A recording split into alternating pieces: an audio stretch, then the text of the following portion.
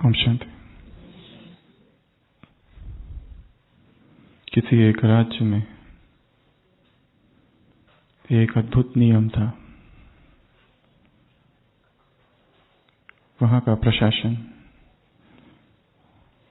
ऐसा था कि जो भी राजा बनेगा वो केवल 5 साल तक राजा रहेगा। उस 5 साल तक उसे कोई हटा नहीं सकेगा। उस 5 साल में उसे जो करना है वो कर सकेगा।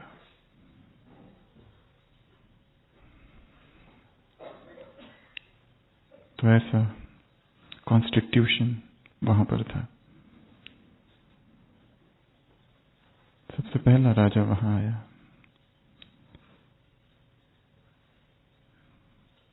वो निश्चिंत था कि 5 साल अभी कोई मुझे हटा नहीं सकेगा। इसीलिए जितने कुछ सुख सुविधाएं वो उपभोग कर सकता था उसने सब कुछ किया। पर नियम ये भी था कि 5 साल के बाद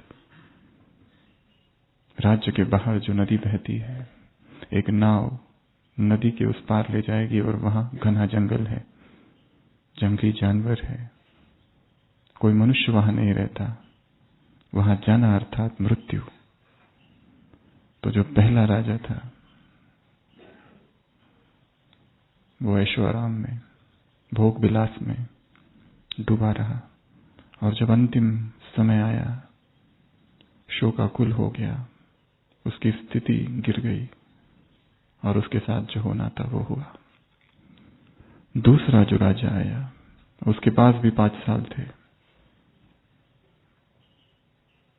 वो इतना चिंता में था, इतना दुखी था, ये सोच सोच के कि 5 साल के बाद मेरा क्या होगा।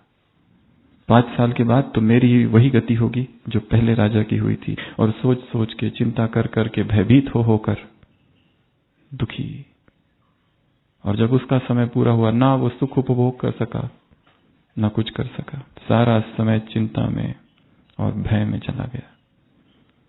जब अंतिम समय आया और जैसे ही उस नाव में वो बैठा और नाविक उसे ले जाने लगा, उस पार वो घना जंगल, ये सब सोच सोच के ही हृदयघात हो गया और मृत्यु हो गई।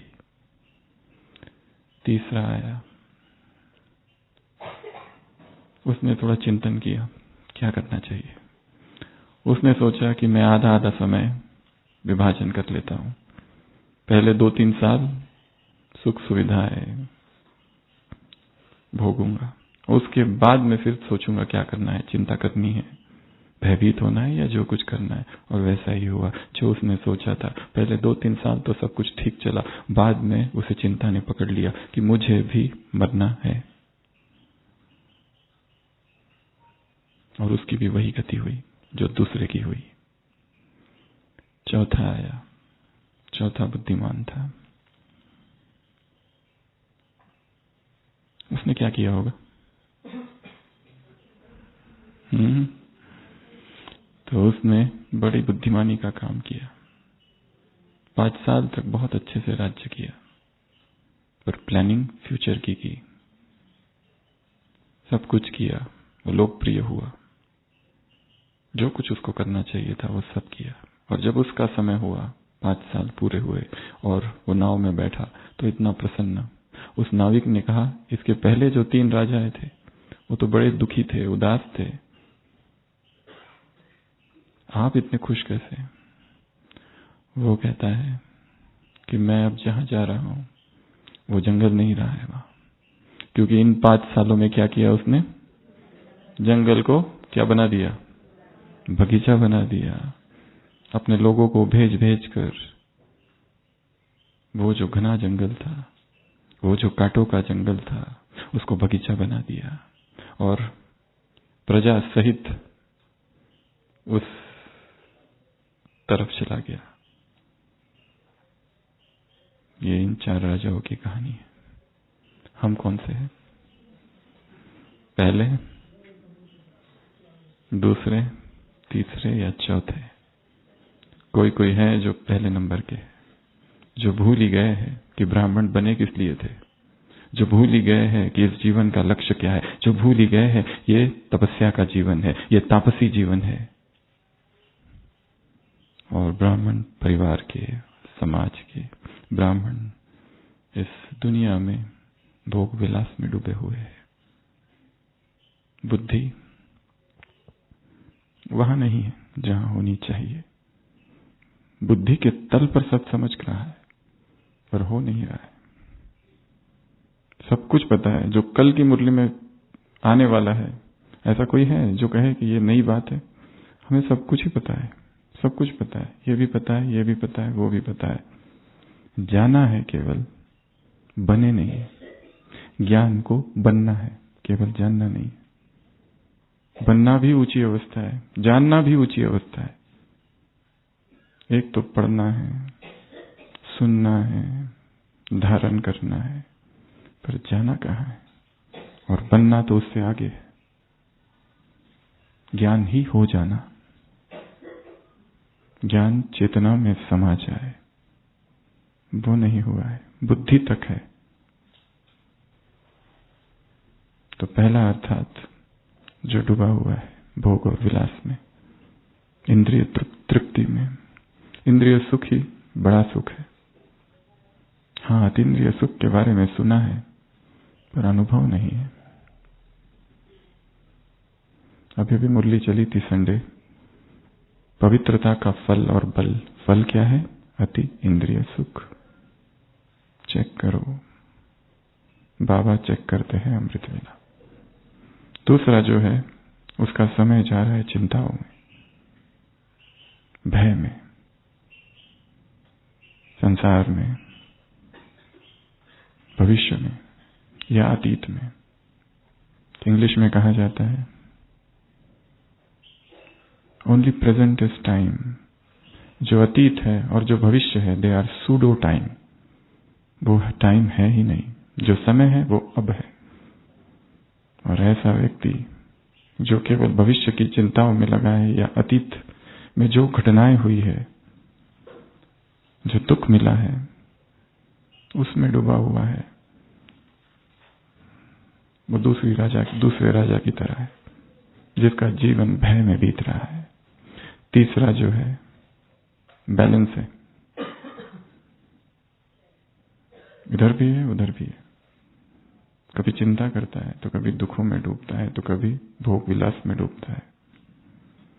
जब तक ये समझ नहीं आता है सब संसार के सुख व्यर्थ है, तब तक उससे मुक्ति नहीं हो सकती। हम हर चीज से तभी मुक्त हो सकते हैं जिससे हम मुक्त होना चाहते हैं, जब ये समझ में आ जाए ये व्यर्थ है। Vanity of vanity, all is vanity. सब कुछ मैं क्यों इसमें हूं।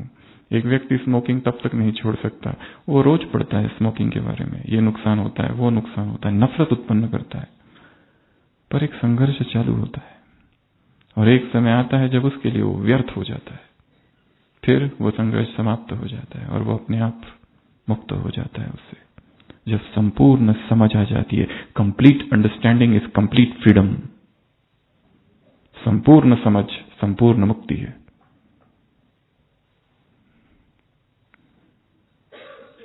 अपनी समझ को बढ़ाते जाना और अपने आप को किसी भी दुविधा में नहीं रखना है।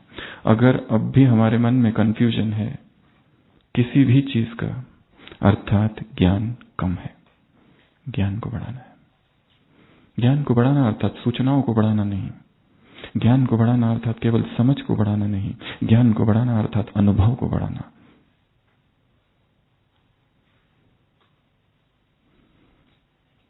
और अनुभव के लिए त्याग चाहिए,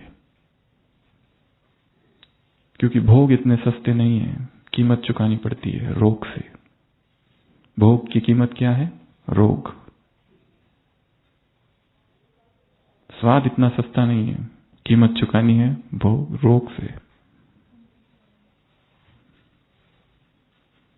चौथा जो है वो है यहां, वो वर्तमान में है, परंतु भविष्य की भी प्लानिंग कर रहा है, भविष्य की भी योजना कर रहा है। वो जी रहा है इस पल, क्योंकि उसे पता है समय जो है बस ये है, this moment. In this moment lies the eternity. इस पल में सदी छिपी हुई है। जो इस पल में जी रहा है, प्रत्येक क्षण में जी रहा है। नहीं तो हम हमेशा अभी यहां क्लास में बैठे हैं, परंतु प्लानिंग रात की चालू है, या कल सुबह की चालू है, या यहां से वहां जाने के बाद क्या करना है उसकी प्लानिंग चालू है। इस पल में नहीं है, प्रेजेंट, उसका अभ्यास करना है। वो कैसे, वो आज हम देखेंगे। तो आज हम चर्चा करेंगे समय पर। समय साक्षी है। समय वो अदृश्य धरातल है जिस पर संसार की सारी घटनाएं घटित हो रही है। समय अज्ञात है, दिखाई नहीं देता है, और एक ही भाषा विश्व की ऐसी है जिसके लिए समय के लिए ऐसा शब्द प्रयोग किया गया है जो मृत्यु है, काल। सूत्रधार जो या सारांसा नावतया से काल। जो कुछ हो रहा है काल, काल अर्थात मृत्यु। ये हिंदी ही एकमात्र भाषा है जिसमें समय और मृत्यु समानार्थी शब्द प्रयोग किया गया है, काल। बाबा ने अव्यक्त वाणियों में 5 ऐसे पात्र खड़े किए हैं जो कोई व्यक्ति है ही नहीं, पर खड़े किए हैं उनको। पहला माया। माया कोई व्यक्ति है ही नहीं, पर मुरलियों में रोज आता है। जब रावण शब्द का प्रयोग है तो वो पुल्लिंग है, और माया है तो स्त्रीलिंग। पर है कौन, कहां है ही नहीं। फिगरेटिव लैंग्वेज है।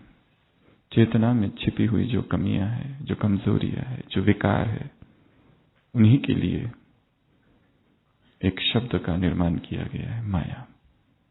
दूसरा ड्रामा। ये बाबा ने अपने लिए भी किया है, नहीं तो उसके पीछे पड़ जाते सारे। ये कर दो, वो कर दो, ऐसा कर दो, वैसा कर दो। इसके लिए उसको भी कहना पड़ता है कि मैं भी ड्रामा के बंधन में हूं, मुझे मत बताओ ये सब। ड्रामा में होगा तो ठीक होगा। मैं आया हूं पतित से पावन बनाने, तुम्हारी खांसी ठीक करने नहीं आया।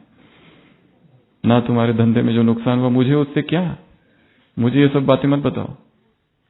दूसरी तरफ तो ये भी कहता है कि सब समाचार मुझे सुनाओ। कभी कुछ तो कभी कुछ तो कभी कुछ तो कभी कुछ।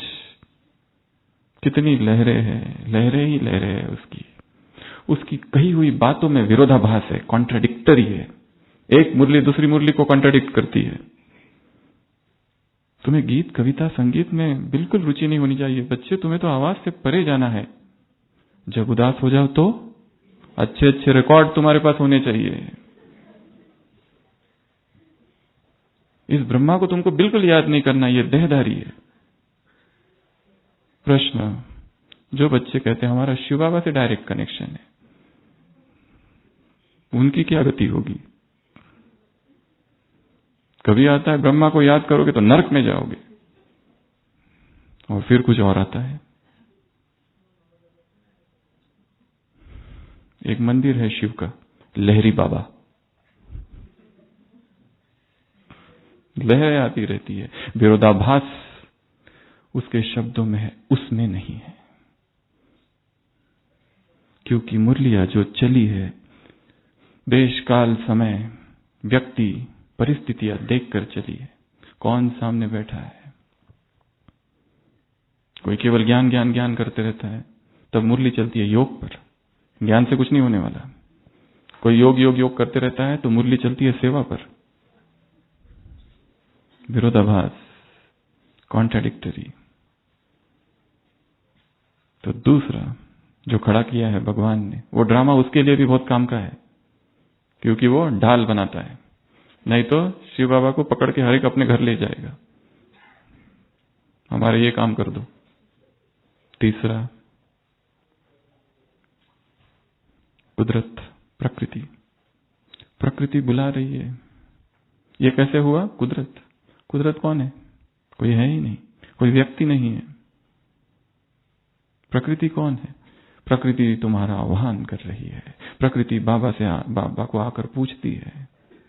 5 तत्व पूछते हैं। कैसे पूछेंगे? इनएनिमेट ऑब्जेक्ट से। ये तीसरा, प्रकृति। चौथा, समय। समय बाप से पूछता है। समय कोई व्यक्ति है ही नहीं। 5वां आप बताएंगे। धर्मराज। धर्मराज कोई खड़ा है वहां पर चाबुक लेके, तुमको डंडा लेके खड़ा है? फिर धर्मराज कौन है? धर्मराज कौन है? मानसिक यातनाएं। आत्मा को याद आएगा कि सब कुछ जाना, ज्ञान जाना, सब जाना, उसके बाद में भी विकर्म हुए। भगवान चीख चीख कर कह रहा है, बाप बच्चों से भीख मांगता है, पवित्र बनो, इस एक जन्म के लिए ब्रह्मचर्य धारण करो। उसके बाद भी बार बार वो खंडित होता है। अंत में याद आएगा। मुरलियों में आता है 100 गुना दंड। कौन सा दंड? कौन सा दंड? कोई दंड मिलने वाला है लास्ट में? इसमें ज्यादा विकर्म किए, इसको ज्यादा दंड, इसको कम दंड, इसको कोई दंड नहीं। स्थिति का गिर जाना ही दंड है। अमृत वेला मिस हो जाना ही दंड है।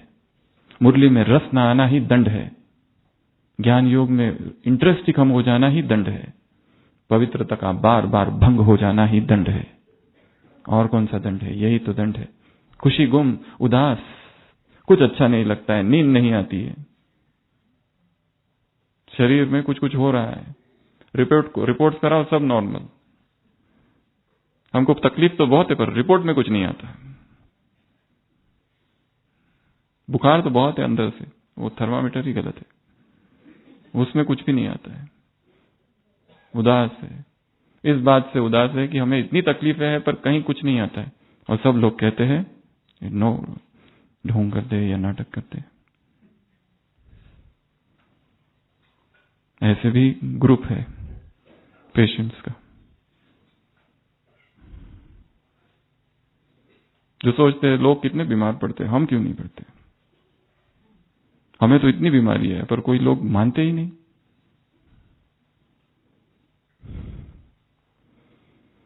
धर्मराज स्वयं के किए हुए सूक्ष्म विकर्मों की स्मृतियां धर्मराज का रूप धारण करेगी। ऐसे ये 5 बाबा ने खड़े किए। क्या कहे इनको? व्यक्ति, वस्तु, क्या कहे? जैसे मन है, मन कोई एक व्यक्ति नहीं है जो हम कहते हैं मन को वश में करो। रादर मन एक क्रिया का नाम है। जैसे कोई मुझसे आके पूछे चलना, वॉकिंग, क्या तुम वॉकिंग चलते नहीं हो? अभी इस समय मैं बैठा हूं, चल कैसे चलूं? ये एक दूसरी क्रिया है, वो अभी नहीं हो रही है। उसी तरह मन शब्द ही वास्तव में देखा जाए तो गलत है, माइंडिंग होना चाहिए, क्योंकि सोचने की जो प्रक्रिया है उसका नाम मन है, फील करने की जो प्रक्रिया है उसका नाम मन है, इच्छा करने की जो क्रिया है उस क्रिया का नाम मन है। Mind is not noun but verb, verb है वो, क्रिया है वो। मन के 3 फंक्शंस है, पहला सोचना, फील करना, इच्छा करना। 3 functions of mind as per psychology.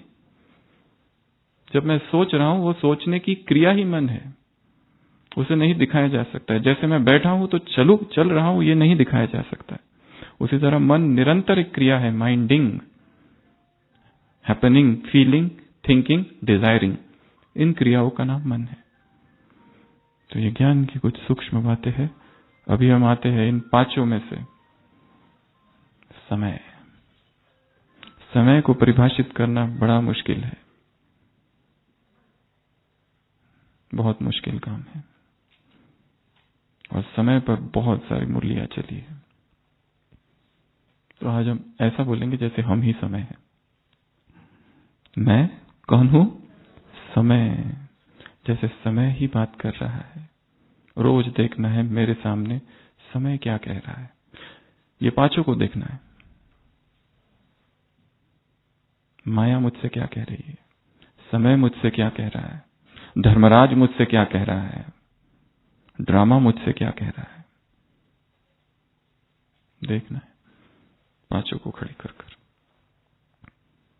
तो समय, जैसे कहा, वो अदृश्य धरातल है जिस पर संसार की सारी घटनाएं हो रही है। समय साक्षी है, वो हस्तक्षेप नहीं करता किसी के भी जीवन में। कर्म फिलॉसफी में हस्तक्षेप नहीं करता। जहां जो हो रहा है परम साक्षी भाव है उसमें। ये सीखना है हमें समय से। और वास्तव में देखा जाए तो हम जब कहते हैं मेरा समय बीत गया, तो समय कहीं नहीं बीता, हम बीत रहे।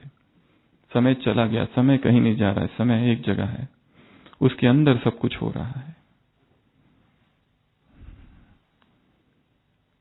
और समय कम कम हो रहा है।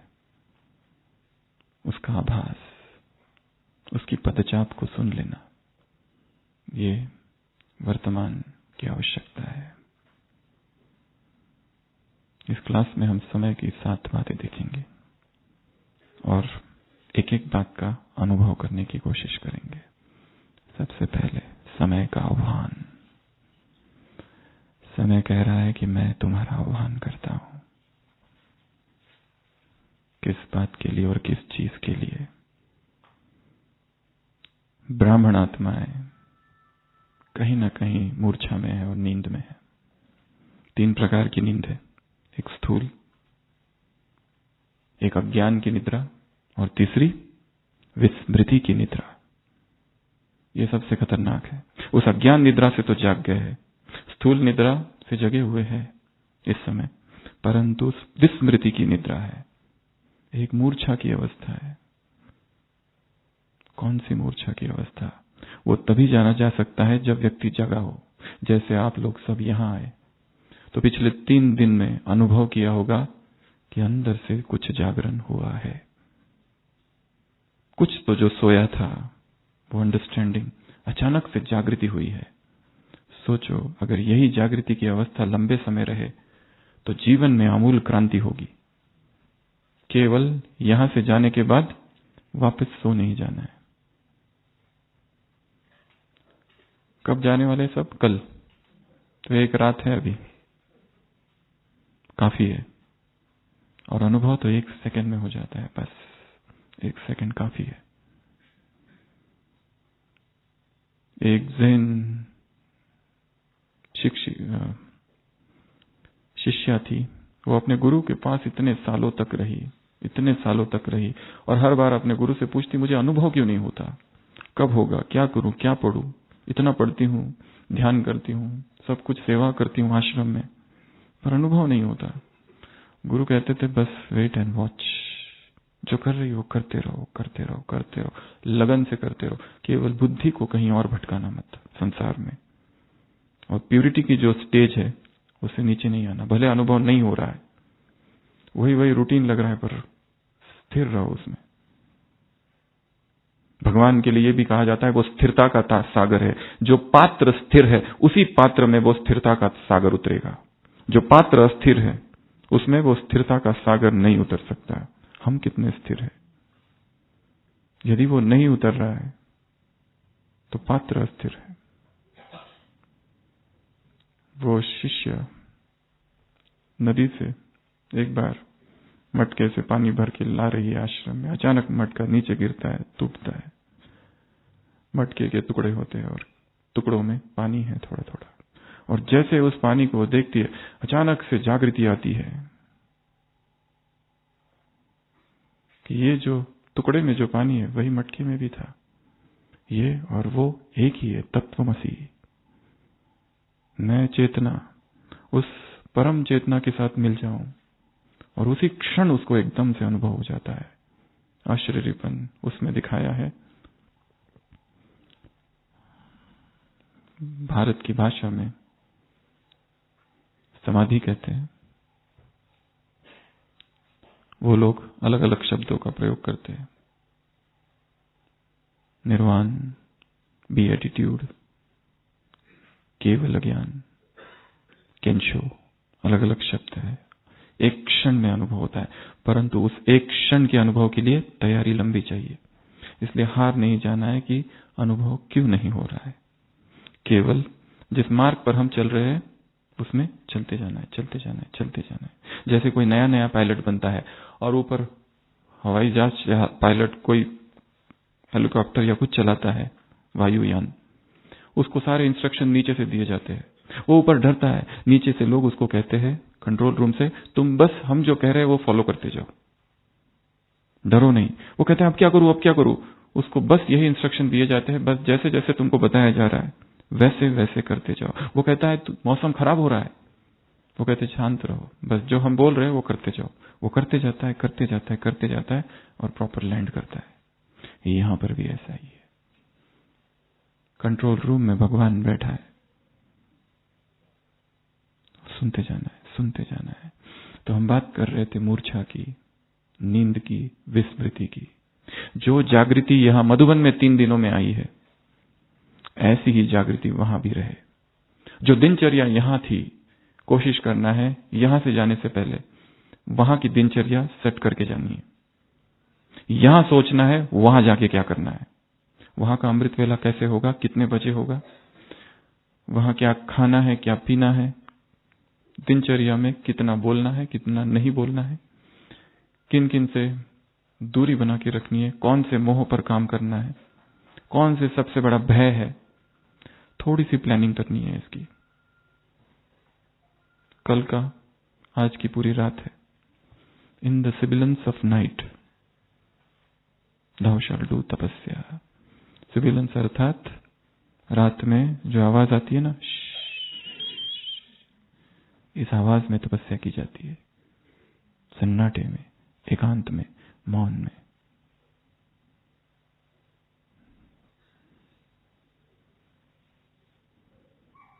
सो नहीं जाना है बस यहां से जाने के बाद। पिछले ग्रुप में भी हमने एक बात कही थी, आज फिर याद आ रही है। आज क्या तारीख है? 4, कल है 5। यहां से जाने के बाद अपनी एक नई भट्टी चालू करना है, व्यक्तिगत। 21 डेज 6th से चालू होगी वो। उसका विषय क्या होगा, उसका टॉपिक क्या होगा, वो खुद ही सोचना है। और टॉपिक वो होगा जो मेरी सबसे बड़ी कमजोरी है। सब कुछ हटा के I have to focus only on that. किसी को रोने का संस्कार है, फीलिंग का संस्कार है, उदासी का संस्कार है, मूड ऑफ का संस्कार है, या शारीरिक कमजोरी है, कुछ भी है, उस एक पॉइंट पर फोकस करके वो टॉपिक आज रात में या कल सुबह अमृत वेले डिसाइड करना है और उसकी अपनी व्यक्तिगत भट्टी करनी है।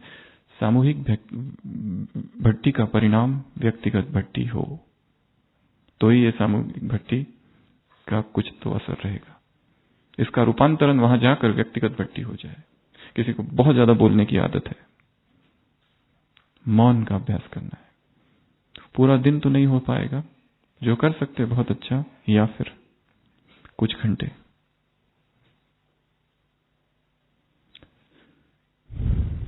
Speech is silver, silence is gold और diamond is controlled speech. Controlled speech को क्या कहा जाता है? डायमंड। वो मौन से भी ऊंचा है। उसका अभ्यास। किसी को वाणी पर काम करना है, वाणी पर काम करे। स्वप्न पर काम करना है, स्वप्न पर काम करे। ब्रह्मचर्य बार बार खंडित हो रहा है।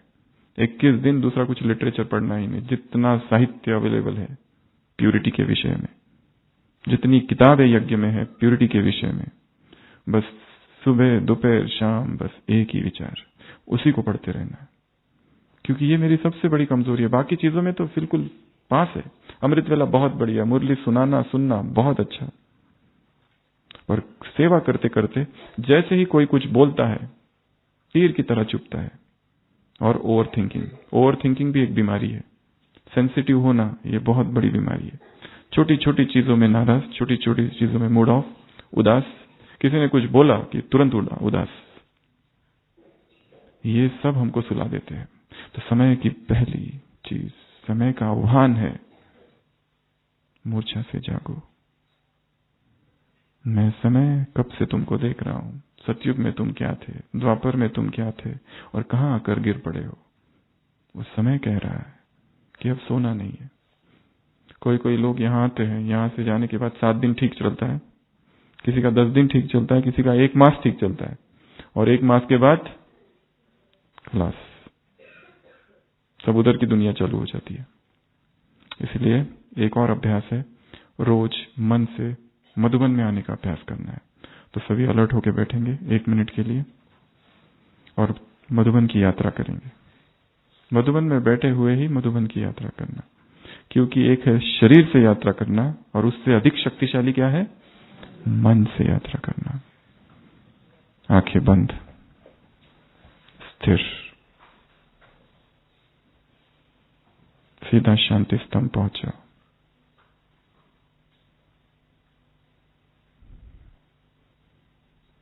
अनंत शक्तियों की किरणें मुझ आत्मा में प्रविष्ट हो रही है।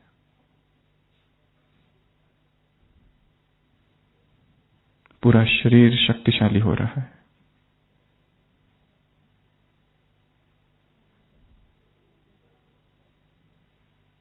अंग अंग में शक्ति का अनुभव।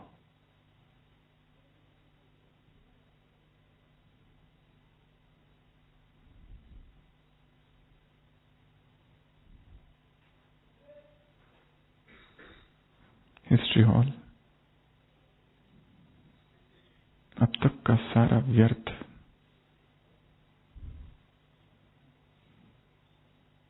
निकल रहा है।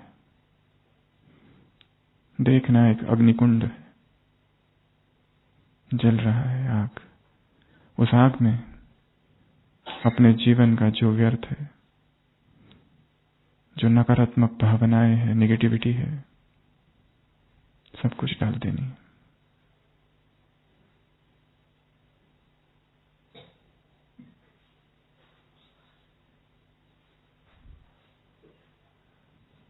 बाबा का कमरा,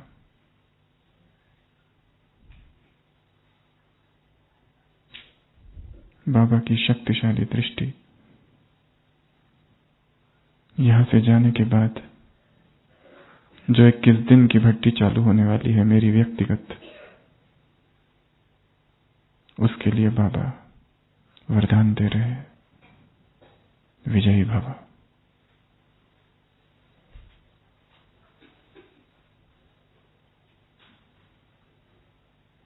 शरीर की कोई हलचल नहीं होगी।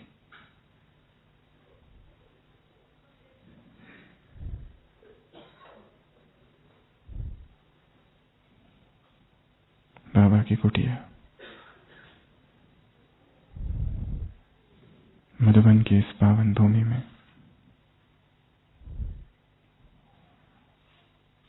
बाबा की कुटिया में बैठकर जो बात आज तक किसी को नहीं बताई, कई सालों से जो हृदय में दबी है,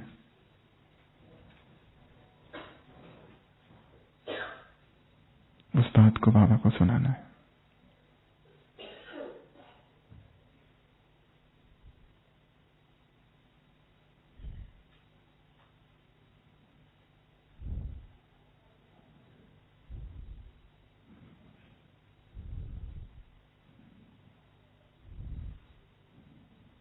ओम शांति। रोज दिन में 1 बार, हो सके तो 2 बार, हो सके तो 3 बार, और हो सके तो कई बार मन से यहां आना है।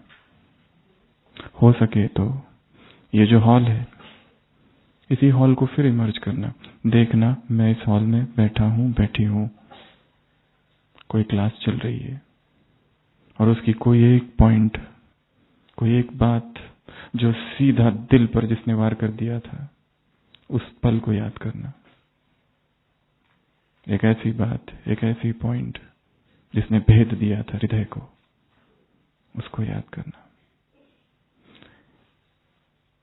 कहते हैं यदि किसी को हराना है तो उसके जिस्म पर या दिमाग पर वार नहीं करो। कहां वार करो? उसके दिल पर। शरीर का वार तो भूल जाएंगे, दिमाग पर वार वो भी भूल जाएगा, पर दिल पर सीधा वार कर दो, इमोशंस पर।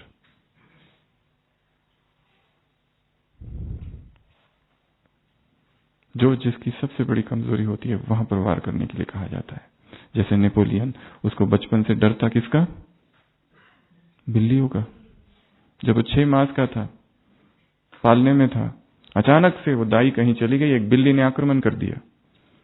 6 मास का बच्चा, वो दाई आ गई, बच्चा बच गया, पर उसके अवचेतन मन में निरंतर एक भय था बिल्लियों का। नेपोलियन सम्राट था, कितनों को उसने हरा दिया। लास्ट में उसकी जो हार हुई, बैटल ऑफ वाटरलू, उसके दुश्मन को पता चल गया इसको बिल्लियों का डर है, 20 बिल्लियां लेके आया।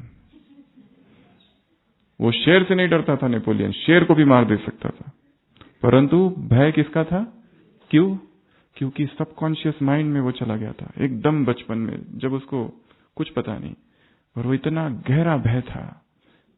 बचपन में जो कुछ होता है वो भयभीत करते रहता है। हमें वहां तक पहुंचना है किसी विधि से, और उस भय को वहां से निकालना है। ये एक दूसरी मेथड है जो सबसे डीप है। जैसे हमारे पास एक पेशेंट आती है, एक माता, वो बात उसके इतनी जहन में अंदर तक चली गई है। कश्मीर में वो थे पहले, यहां आए, उसके सामने उसके पति को मार दिया गया था तलवार से, और जो बच्चे थे छोटे उन्होंने भी देखा था। बच्चे भी बड़े हो गए, पर कहीं ना कहीं मन में भय है। आधी रात को उठते हैं, चिल्लाते हैं। उसका क्या इलाज करे, कौन सी दवाई दे? डीप चली गई है वो बात।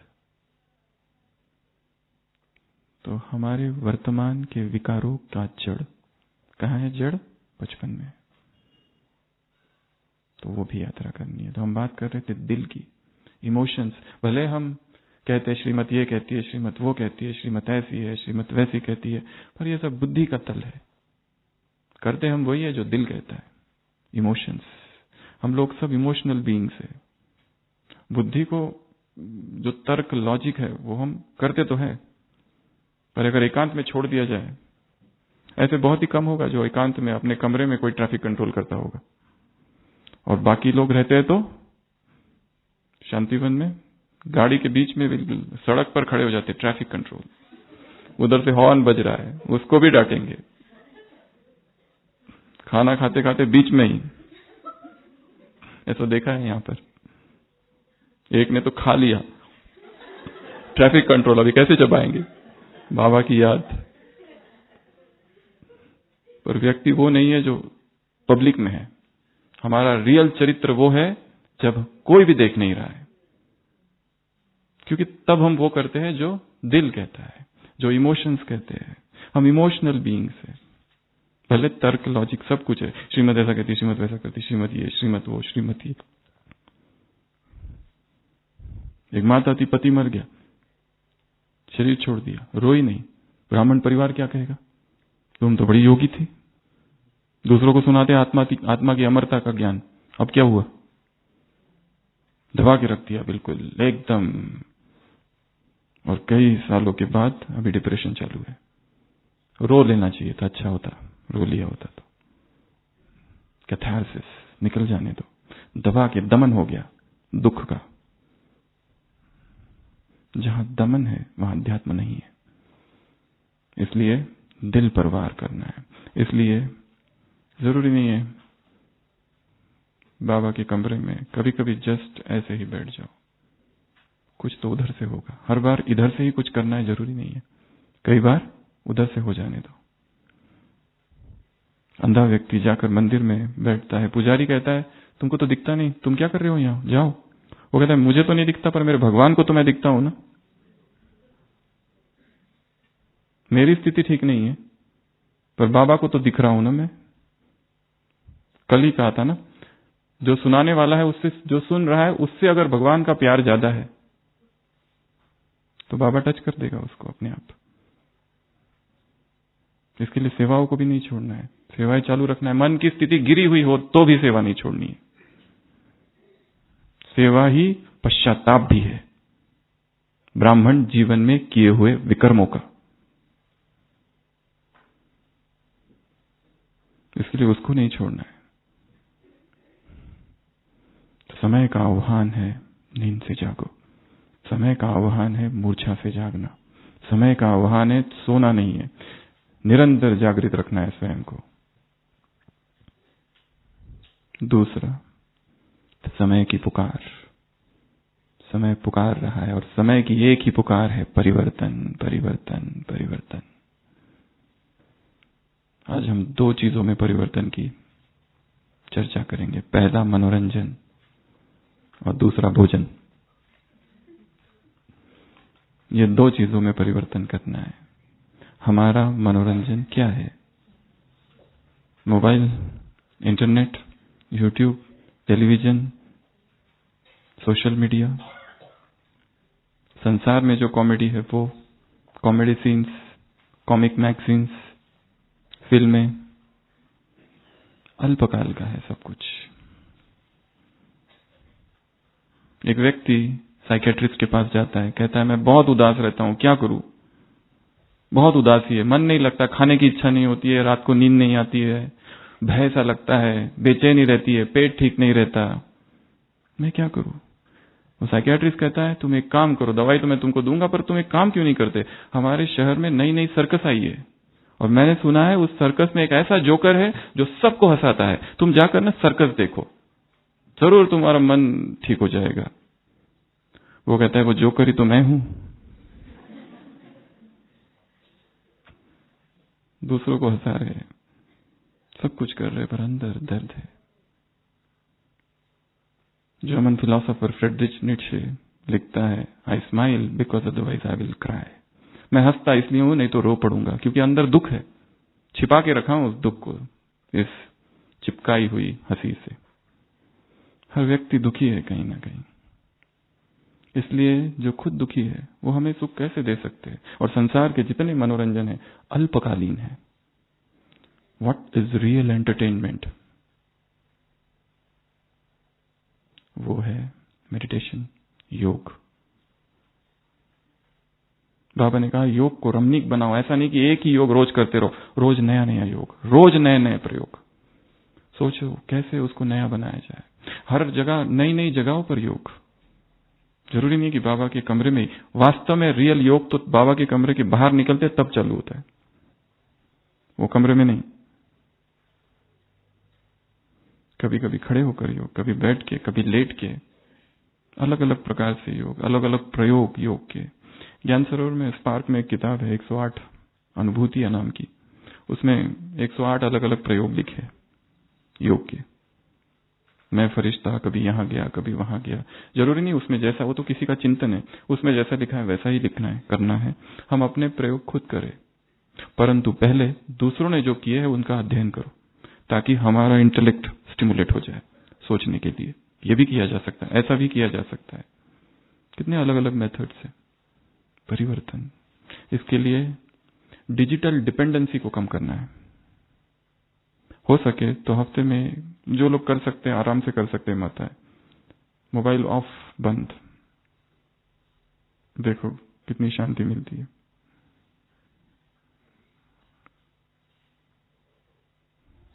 रिट्रीट करनी है खुद की।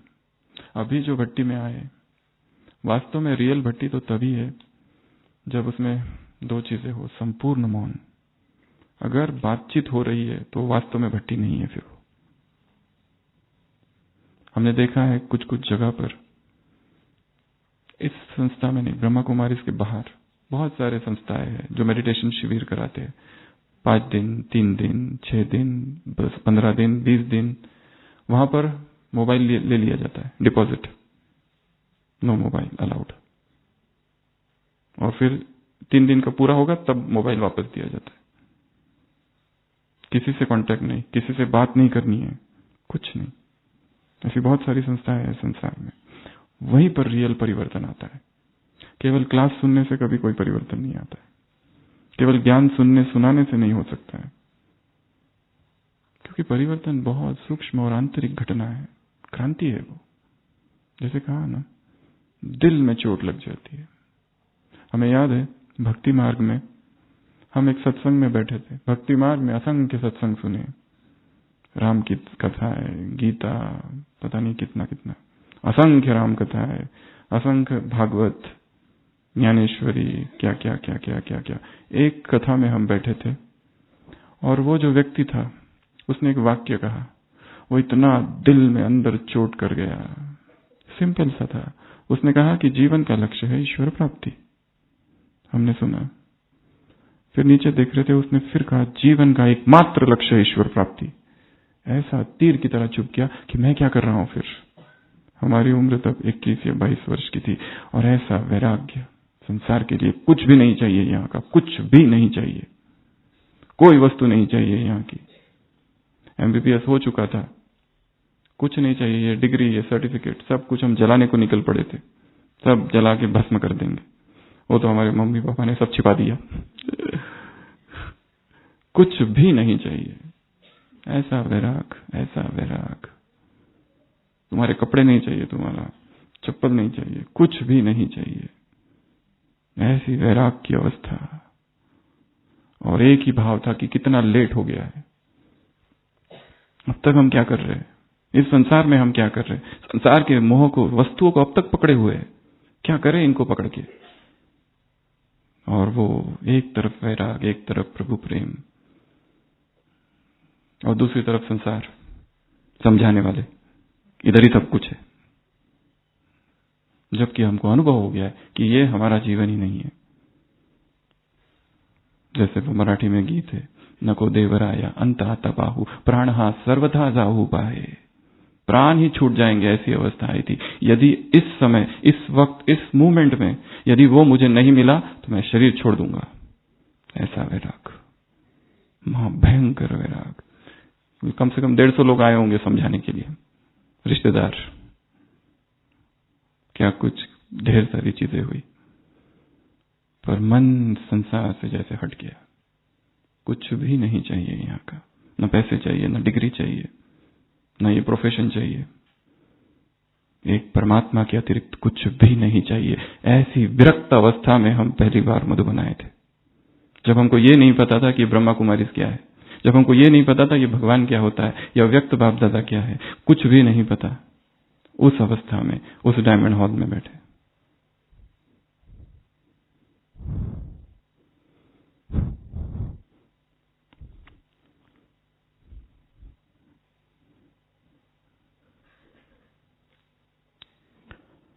तो समय का आह्वान है, नींद से जागना।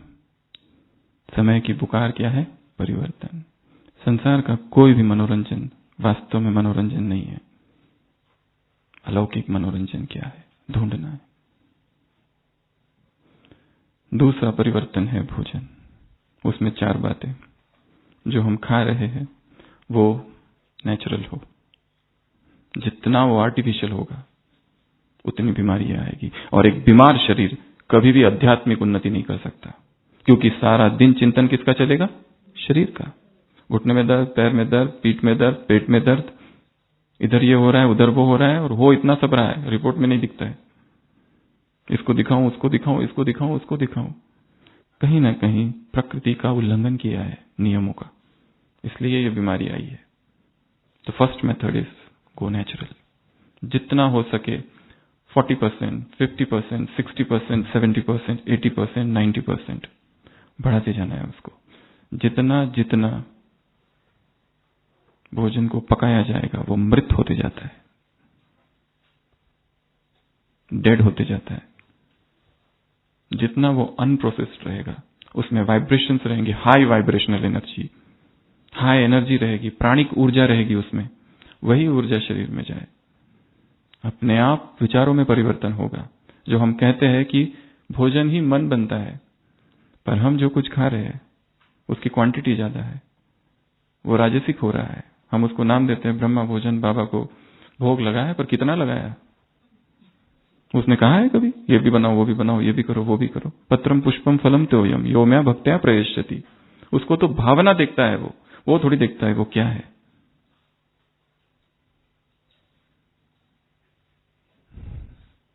जितना वो प्राकृतिक होगा नैसर्गिक होगा, अपने आप ऊर्जा बढ़ेगी, अपने आप शरीर की बीमारी हटेगी, अपने आप आत्म अभिमानी स्थिति परिणाम होगा उसका। शरीर है कि नहीं, पेट है कि नहीं, पता ही नहीं। यह स्वास्थ्य की परिभाषा है। यहां उंगली में दर्द जब होता है तो वो बीमारी की अवस्था है, वो खींचता है, पर अभी दर्द नहीं है, यह स्वास्थ्य है। वैसे पूरे शरीर में कुछ भी नहीं हो रहा है, अपने आप सब कुछ हो रहा है, वो स्वास्थ्य है। और वो तभी आएगा, गो बैक टू नेचुरल, जो सतयुग के देवताओं का भोजन है, उसी का अभ्यास अभी करना है। पहला नेचुरल, दूसरा ओरिजिनल, प्योर फॉर्म में हो, जो प्राकृतिक है। और जो जितना प्योर फॉर्म में है, जितना जितना उसको प्रोसेस किया जाएगा, इस प्रोसेस में सारी ग्रेन्स आते हैं, अनाज, ऑल ग्रेन्स। वास्तव में देखा जाए तो हमारा आहार ही नहीं है, हमारा आहार वो था ही नहीं, ये तो द्वापर से बनाया गया है। इसलिए तो व्यक्ति बीमार पड़ते रहता है, सब कुछ छोड़ता है अनाज छोड़कर। शुगर हो गया तो शुगर छोड़ देंगे, तेल कम कर देते, पर अनाज तो जारी रहता है। जो 3 बार लेते हैं वो 2 बार करते, जो 2 बार लेते हैं वो 1 बार करते, बस। क्योंकि अनाज जब जाएगा तो साथ में आग, साथ में मसाला, साथ में तेल। किसी को कहो ये लो चावल प्लेट में खाओ, खा सकते हैं ना? किसी को कहो ये लो दाल प्लेट में खाओ, खा सकते हैं ना?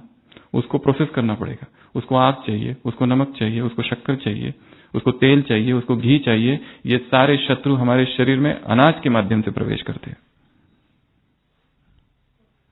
और फिर सारी बीमारियां।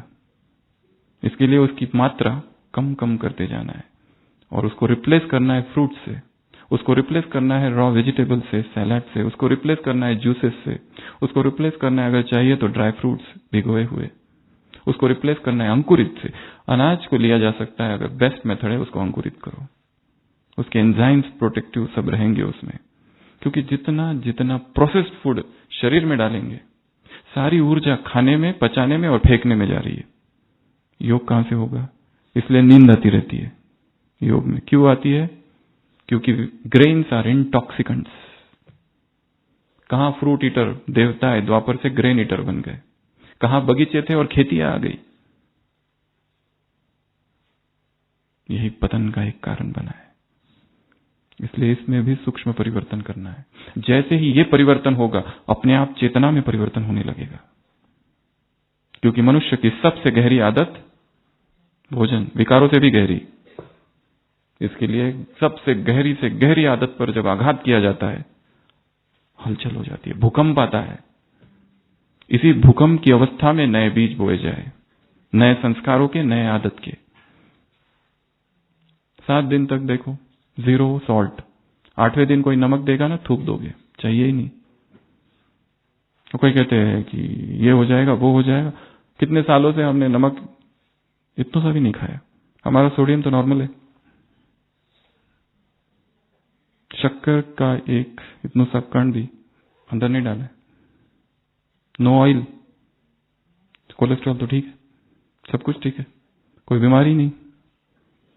होगी तो ठीक है, उसको भी ठीक करेंगे अगर कोई हिसाब होगा तो। मुझे नहीं याद है पिछले 10 साल में हमने कोई टैबलेट खाई, कोई भी, कैसी भी, किसी भी तरह की।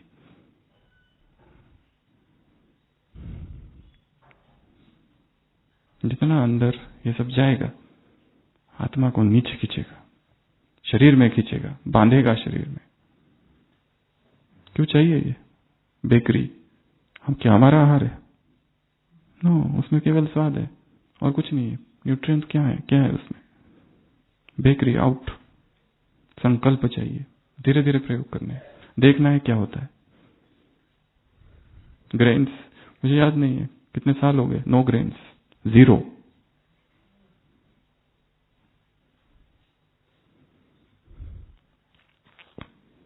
जैसे जैसे प्रकृति की तरफ जाती है आत्मा, शरीर ठीक होने लगता है, 1। दूसरा, क्रिएटिव पावर बढ़ने लगती है, कंसंट्रेशन बढ़ने लगता है, प्यूरिटी बढ़ने लगती है, दृष्टि। इसी शरीर का भान नहीं है तो दूसरों से कहां शरीर देखेंगे? नींद, प्रमाद, आलस्य, निद्रा, ये सब प्रभाव है अनाज के। कम करते जाओ इसको। हम ये नहीं कह रहे पूरा ही छोड़ दो, कम करो। 3 बार है तो 2 बार कर दो, 2 बार है तो 1 बार कर दो, 1 बार चलने दो, and then see what happens.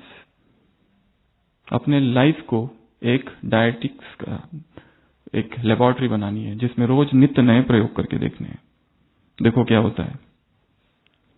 तो नेचुरल, ओरिजिनल, सीजनल, जो सीजन में है वो, ऐसा नहीं है हमको वही चाहिए, एवोकेडो ही चाहिए, वो मिल नहीं रहा है, जो है वो लो, जो अवेलेबल है वो लो।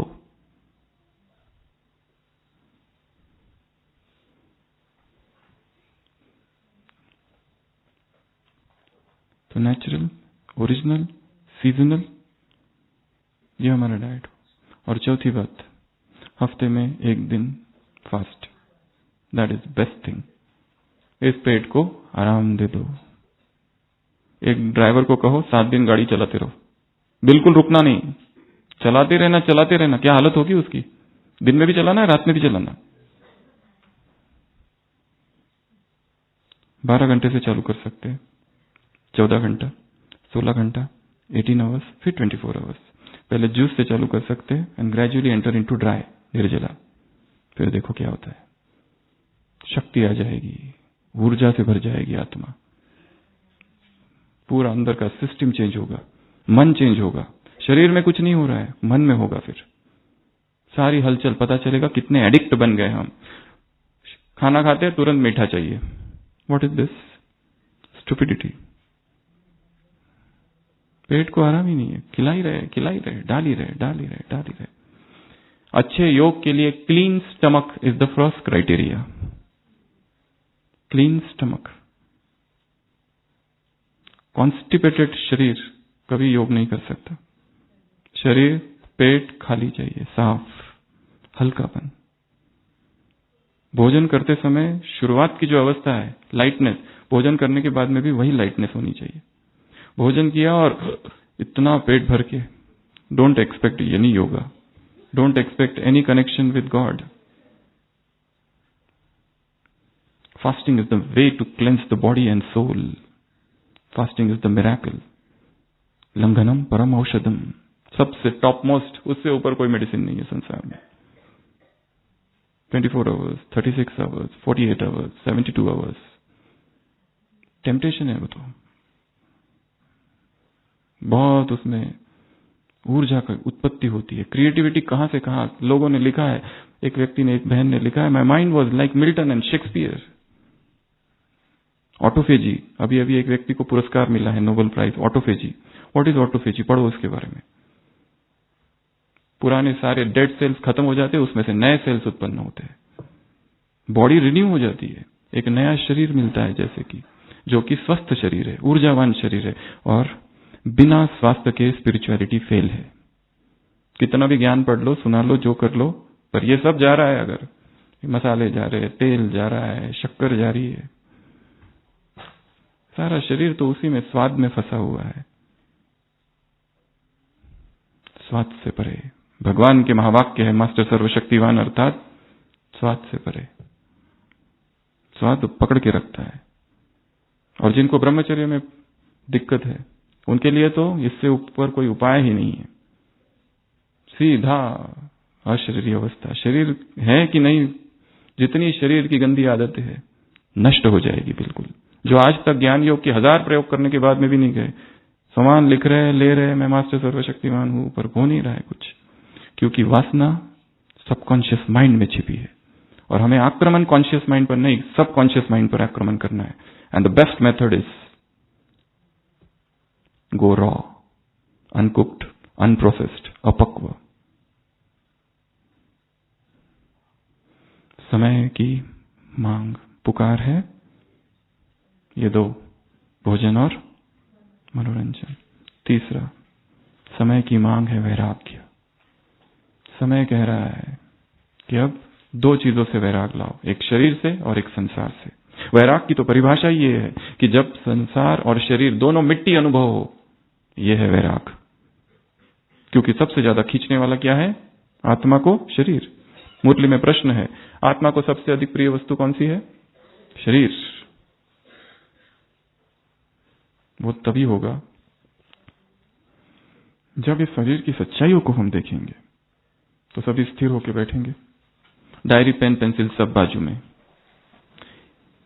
3 मिनट के लिए बैठेंगे, परंतु जरा भी हलचल नहीं करेंगे।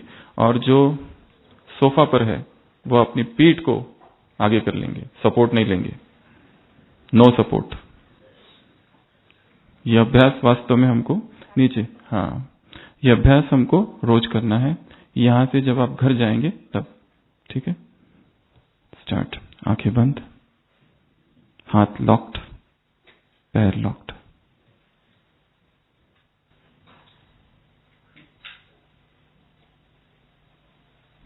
श्वास की तरफ ध्यान।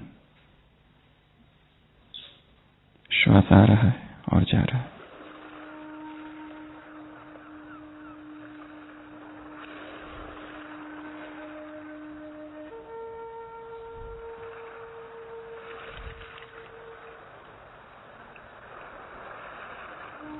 मन को ले जाएंगे चेहरे की तरफ।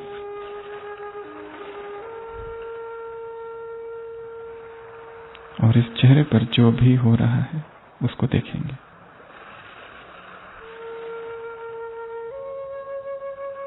कहीं सुखद संवेदनाएं हैं, कहीं दुखद, कहीं खिंचाव है, कहीं तनाव। केवल साक्षी होकर देखेंगे।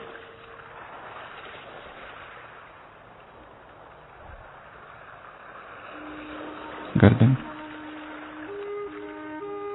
जहां जहां हम कह रहे वहां वहां मन को ले जाएंगे। कंधा, दाया कंधा, दाई कोहनी, कलाई, उंगलियां, पंजा। देखेंगे केवल शरीर पर क्या क्या हो रहा है। बाया कंधा, कोहनी, कलाई, हाथ। मन को घुमाएंगे। छाती, पेट, पीठ,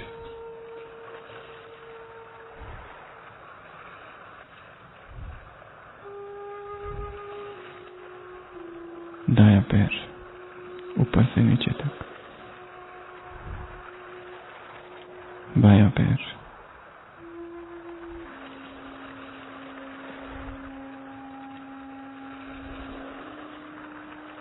कहीं स्पष्ट संवेदना है, कहीं अस्पष्ट, कहीं खिंचाव है, कहीं तनाव, कहीं भारीपन, तटस्थ भाव।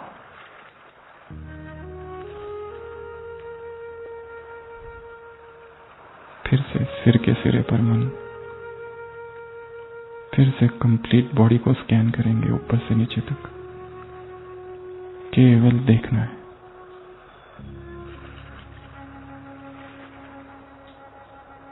क्या प्रकट हो रहा है शरीर पर।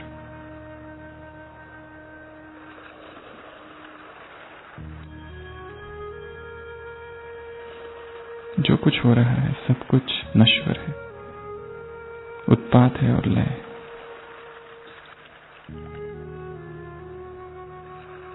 कहीं दर्द है, कहीं खुजली, सब नश्वर है। अब ऊपर से नीचे तक फिर से इस मांस को देखेंगे, फ्लैश को, हड्डियों को,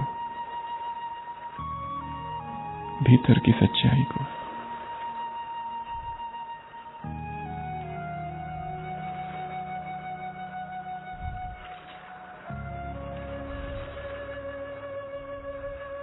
मैं एक चैतन्य आत्मा हूं।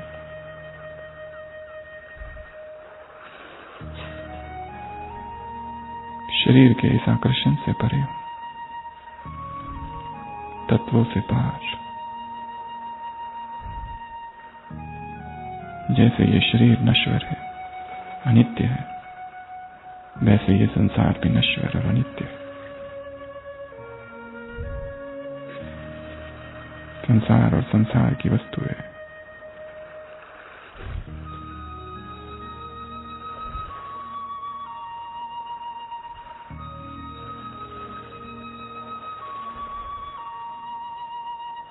फिर से श्वास की तरफ ध्यान। आ रहा है, जा रहा है। ये श्वास वर्तमान है।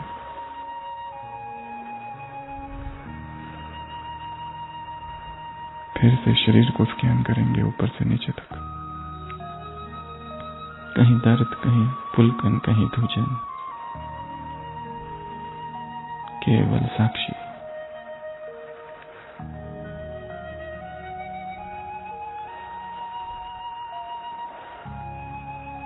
ओम शांति। इस शरीर से वैराग के लिए इस शरीर में क्या है उसको देखना है। एक समय आएगा, रोज अभ्यास करते करते, इस अभ्यास को हमने 3 मिनट किया, इसको बढ़ा के 5 मिनट, 10 मिनट, 20 मिनट, 1 घंटा अलार्म लगा के रखना और फिर देखना क्या होता है। परंतु एक ही शर्त है, ट्रिपल लॉक। हाथ बंद, पैर बंद, आंखें बंद। ये दोपहर में किया जा सकता है या योग के बाद अपने कमरे में किया जा सकता है या रात को सोने से पहले, पर हिलना नहीं है, बिल्कुल भी नहीं। और जमीन पर बैठकर किया एक ही स्थान पर तो बहुत अच्छा। रोज ऊपर से नीचे तक, ऊपर से नीचे तक देह को देखते जाना। समय आएगा कि शरीर फिर दिखेगा ही नहीं, केवल तरंगे ही तरंगे। और फिर ये कहना नहीं पड़ेगा मैं आत्मा हूं, अपने आप ही होगा वो। ये एक अजीब सा और नया अनुभव होगा। और ये जो शरीर है, इस पर जो कुछ प्रकट हो रहा है, इसका संबंध सबकॉन्शियस माइंड से है। शरीर की संवेदनाएं देखते देखते विकार दिखने लगेंगे अभ्यास के साथ, और फिर हम उसको हटा सकेंगे, क्योंकि हम सीधा सबकॉन्शियस माइंड में प्रवेश कर रहे हैं। डायरेक्ट ज्ञान योग का कॉन्शियस माइंड से संबंध हो रहा है, यहां से हम कहीं और जा रहे हैं, डीप में। उसके बाद ये हो गया समय की मांग। उसके बाद है समय के उल्हाने। उल्हाना है समय का सबसे बड़ा कि तुमने अब तक वो नहीं किया जो तुम्हें करना चाहिए था। तो एक रात है सबके पास, ये सोचो कि इस जीवन में कौन सी चीजें अब तक अनकी हुई है, जो करनी थी पर नहीं कर पाया, जो उमंगे थी शुरुआत में पर पता नहीं कहां खो गए इस ज्ञान योग के जीवन में, कि भटक ही गए। अब वापस आना है। किसी को किताब लिखनी थी, लिखो। किसी को चिंतक बनना था, बहुत अच्छा चिंतन करना था, करो। किसी को एकांत का अनुभव करना था, एकांत ही खो गया सेवाओं में, तो वो करना है। ये समय का उल्हाना रह जाएगा, नहीं तो तुमने वो क्यों नहीं किया जो तुम्हें करना था। अगला समय कह रहा है, समय के इशारे। समय के इशारे 2 है, मौन और एकांत। साल में हर एक, अगर संभव, एक बार एक मौन भट्टी तो होनी चाहिए हर एक की, एटलीस्ट 7 days। साल में एक बार टोटल मौन। वो कैसे करना, कब करना, कहां करना, अपनी सेवाएं और परिस्थिति देखकर। परंतु भट्टी का पहला नियम ही है मौन। No touch with the world, total lockdown, total shutout, total silence, absolute silence. साल में एक बार, हफ्ते में एक बार, एक दिन अगर हो सके तो बहुत अच्छा। महात्मा गांधी का हर सोमवार रहता था मौन। जो कर सकते हैं बहुत आसान, जो नहीं कर सकते, सेवाएं है, वो कुछ घंटे तो कर सकते हैं, एटलीस्ट 8 o'clock। हम कई सेंटरों पर गए, वहां पर हमने देखा बड़ी बहनें होती है, हम कहते थे हमें बात करनी है, वो कहते नहीं 8 बजे तक मौन है, 8 बजे के बाद। कितना अच्छा नियम है, वो नियम ही है। आज सोमवार है, आज बात नहीं करेंगे। आज कारोबार चल रहा है, एक जगह तो भट्टी थी, इतना बड़ा आयोजन था, पर जो बड़ी बहन जी थे वो सब कुछ कर रहे थे पर मुख से कुछ भी नहीं बोल रहे थे, मौन, उनका मौन था। अगर इतनी आयोजन हो रहा है, इतनी सारी हलचल है, ये माताओं को ये करना है, वो करना है, 1000-2000 लोग आए हुए हैं भट्टी के लिए, उसमें भी ये आत्मा मौन का अभ्यास, अपना जो साधना है वो छोड़ा नहीं, सब कुछ किया, इशारों से किया। अगर इस अवस्था में इशारों से कर रहे हैं तो बाकी परिस्थितियों में तो कितना मौन, अटल, कितना अडिग मौन होगा वो। एक दूसरी जगह हम गए थे, वहां पर वाइब्रेशंस इतने स्ट्रांग थे सेंटर के, तो एकदम से हम जैसे ही कदम रखा, वो भाई को हमने कहा यहाँ कुछ तो है, ये बहुत अजीब सा है यहाँ पर वायुमंडल। उसने कहा हमारी बहन जी जो है वो खुद, उनका इतने 30 सालों में कभी भी नुमा शाम का योग नहीं छूटा, खुद ही सामने बैठ जाते। तो वहां का वायुमंडल ही कुछ और है। और उन्होंने कहा ये ऐसा सेंटर है 30 साल से निर्विघ्न है, कुछ विघ्न आया ही नहीं यहाँ पर, क्योंकि हम सभी जितने हैं वो सभी एक योगी टाइप वाले हैं, जिनको योग में ही ज्यादा रुचि है। ऐसा बहुत कम होता है। तो ऐसा बना देना अपना घर, सेंटर, जो भी है, जहां पर योग के शक्तिशाली वाइब्रेशंस हो, जो आते ही बिल्कुल करंट लग जाए आत्मा को कि ये क्या है। फिर है समय की चेतावनी। समय की चेतावनी है, अब नहीं तो कभी भी नहीं, बाद में नहीं, बस अभी करना है। आज रात में ही संकल्प करके यहां से जाना है, आज रात में ही प्लानिंग करनी है, या कल सुबह अमृत वेला वहां मुझे जाकर क्या करना है, वहां की दिनचर्या यहां रहकर सेट करनी है। थोड़ी सी प्लानिंग तो की जा सकती है यहां पर, फिर वहां जाके रोज का अमृत वेला तो है ही, उसको मॉडिफाई करना, उसको ठीक करना। और लास्ट 7वां, समय का बुलावा अर्थात मृत्यु, निरंतर मृत्यु का चिंतन। लास्ट पॉइंट है समय का बुलावा, कभी भी आ सकता है। हो सकता है आप जो यहां आए हैं ये अंतिम मधुबन की विजिट है ये भी हो सकता है, दोनों तरफ से। एक तो हम ही नहीं रहे, या तो परिस्थितियां ही ऐसी आ जाएगी। अभी किसी ने सोचा था 2020 में ऐसा कुछ होने वाला है? सोचा था? कितना अनएक्सपेक्टेड था सब कुछ। मनुष्य के सारे प्लान धराशायी हो गए। किसको शादी करनी थी, किसको विदेश जाना था, किसको क्या करना था, पता नहीं क्या क्या करना था, सब कुछ खत्म। Man proposes, God disposes. It is possible that this is probably the last visit. Mauritius की कभी एक माता थी, बहुत पहले, 10 साल पहले, उधर से मधुबन आई, जाते समय कह के गई मैं मधुबन जा रही हूं, वापस नहीं आऊंगी मधुबन में आई, 2-3 दिन यहां थी, अचानक आधी रात को तबीयत खराब हुई, हॉस्पिटल लेके आए,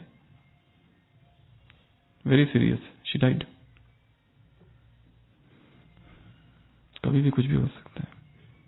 इसके लिए समय हमसे बात कर रहा है, देखना है। रोज समय जैसे खड़ा है, जब भी घड़ी को देखो तो सोचो ये समय है जो मुझसे बोल रहा है।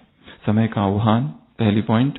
दूसरा, समय की पुकार, समय की मांग, समय की उल्हाने, इशारे, चेतावनी और बुलावा। एक इंग्लिश कविता है जिसमें लेखक लिखता है, विदेश में एक नियम है, जब भी कोई मरता था यूरोप में तो चर्च की घंटी बजाते थे। वो लेखक लिखता है, जब चर्च की घंटी बजे तो ये मत पूछना कौन मरा, don't ask, it tolls for you. वो तुम्हारे लिए बज रही है, सोचो मैं ही मरा हूं। हर पल, जैसे मम्मा कहती थी, अंतिम है। तो अभी हम लास्ट प्रयोग करेंगे मरने का। सभी अलर्ट होके बैठ जाएंगे।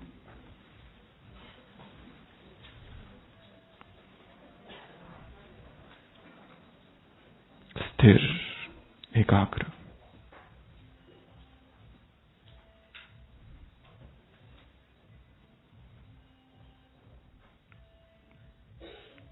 देह के पिंड में विराजमान मैं चैतन्य ज्योति हूं।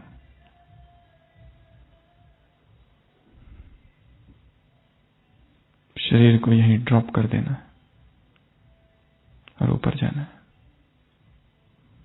आंखें बंद, देखना है मन की आंखों से। शरीर नीचे धरती पर पड़ा है, मृतवत।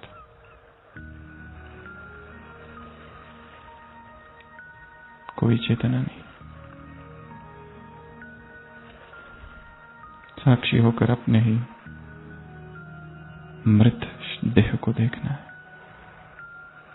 कैसा अभिमान और कैसा अहंकार। देह के संबंध, देह के धर्म, सब कुछ खत्म। देह की आसक्तियां, देह के मोह, देह की वासनाएं, देह की भाषा, देह के स्थान, देह के स्वभाव,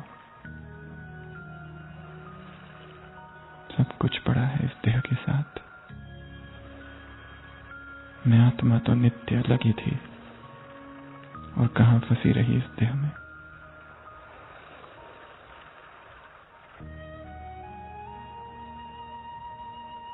अपने शरीर का निरीक्षण करना है ऊपर से नीचे तक।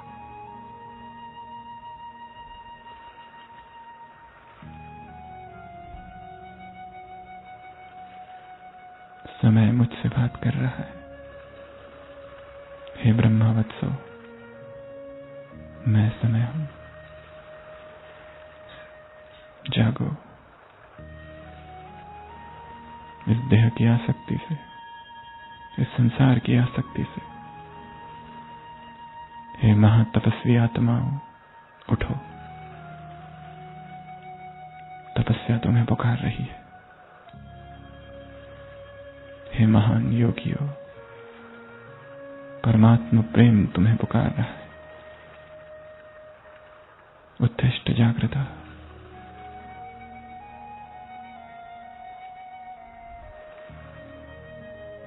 आंखें खोलेंगे और बाबा को देखेंगे सम्मुख।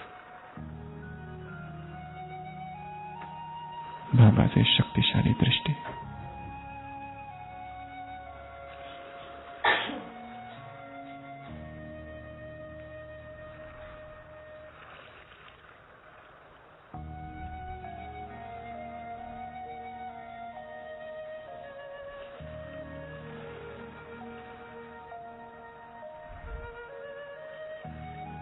अनंत प्रेम की धाराएं इन आंखों से मुझ आत्मा में प्रवेश कर रही है। अनंत करुणा, अनंत मुदिता।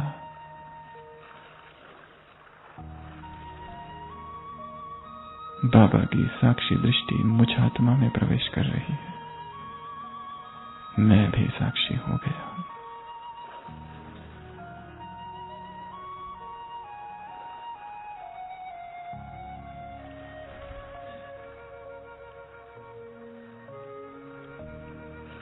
बाबा,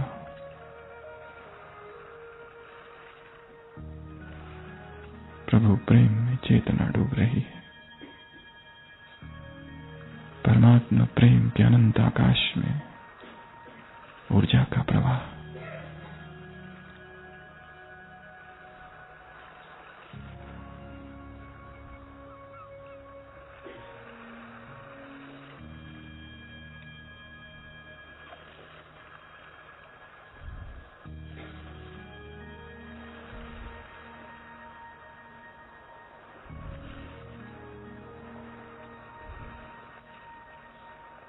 परमात्मा दृष्टि से मुझ आत्मा की सृष्टि में परिवर्तन हो रहा है।